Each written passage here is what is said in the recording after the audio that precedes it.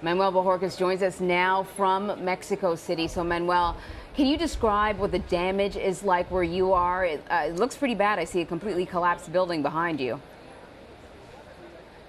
That's right. Let me tell you a little bit more about what's happening right here. This was a 6-story office building in the Roma neighborhood of Mexico City, and you may be able to make out there are still rescuers at the very top there on top of the rubble looking for survivors. Earlier we saw them bringing out the canines as well.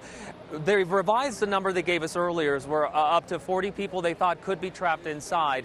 Now that number they believe is closer to 20 people, and as we have been here this morning, they have rescued 4 alive, and they believe that 4 others may still be in there alive.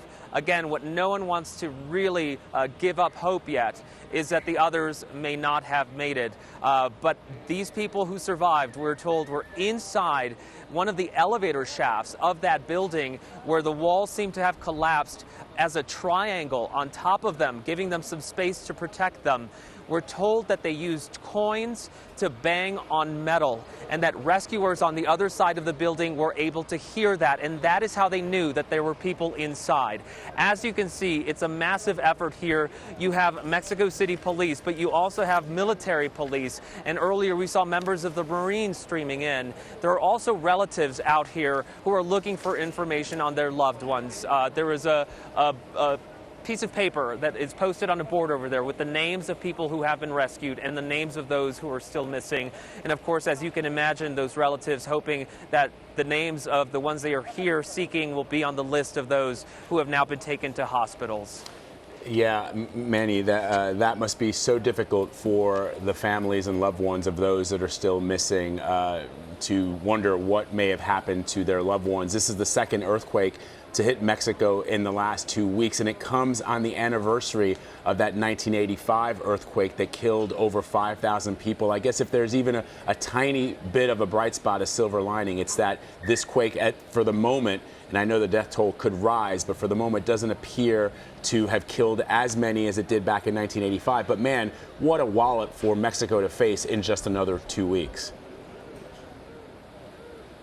That's right, and the lessons learned since 1985 seem to be paying off here. Not only are buildings now built to more strict codes, but you still have a lot of older ones that are not, and that's what we're seeing here, up to 44 buildings in the city that have collapsed. But the lessons learned here is that there is an early warning system in Mexico, and we're told that it was triggered by the earthquake and that many people did have seconds to run for safety. So even though the death toll could continue to climb, we're not expecting at this point that it will reach the thousands that were killed in that earthquake in 1985. But again, you can just imagine earthquake after earthquake in this area, how rattled people's nerves are, the resources that are being devoted to all of the areas impacted here. What we have seen, though, is that there are volunteers that are joining the search and rescue efforts, not just letting the police and the military handle it. We have seen, and this is something that I was struck by, that people are already handing out food not only to the victims of the earthquake, but to first responders. We've seen them lining up and first responders saying, "We're good, we just got some, please give it to somebody else who needs it." So people are really coming together, and they have been throughout the overnight hours. As soon as they knew it was safe, that they were safe, and that they could run back into some of those buildings or move rubble by hand, they started to do it. They started to form human chains to move rubble piece by piece to try to excavate some of those people who may still be under there. The first 48 hours, of course, very crucial to finding people alive. Yeah, we're showing video of people holding up signs with the word silence on it, encouraging people around to be quiet so they can hear if anyone is in the rubble, tapping or yelling out for help.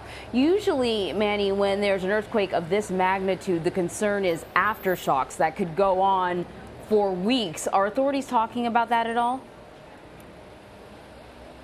They're definitely warning about them, and I spoke with a rescuer who said he hadn't felt any yet, but they're cognizant of the fact that there could be aftershocks and that a strong one could continue to crumble buildings, even those that haven't already crumbled, those who may be teetering, that could be a problem. And we have seen a lot of people spending the night outside because they're afraid to go back into buildings. For that reason, any aftershock could trigger more collapses, and that is clearly not something that anybody wants to see here. We have not felt any yet. If there are, they may have been minor ones, but that is something that everyone is aware of and that the government wants people to be aware of. All right, Manuel Bojorquez reporting for us in Mexico City. Manny, thank you so much. We appreciate it.